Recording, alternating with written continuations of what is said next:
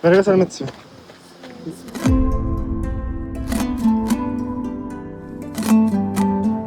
Менің атым Дариға. 15 жастан, 7 жаста сіңілім ауыр апластикалық анемиямен ауруханада жатыр. Біз үйде 5 баламыз.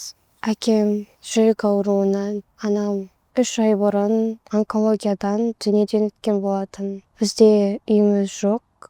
Ата-анамыз жоқтығы ғана жанымызға қатты батады. Ешқай адам өз ата-анаңыз сияқты ешкім бола алмайды ғой. Орнында бас болмайды. Мама қайтыс болғаннан кейін сіңлім бізге көп звондады. Мама қайда, маманы көрсетіңдерші деп. Сол кезде біз айта алған жоқпыз. Кейбір кісілерден естідім, жетім болып қалды, ата-анасы жоқ деген сияқты. Сондай сөздер қатты ауыр тиеді. Дариға, қарындасым, Алланың қалауымен бүгін сіздерде өмірлеріңізде жаңа кезең басталады. Бұйырса, сіңліңіз толық ем алынып, және де ел болыңыздар.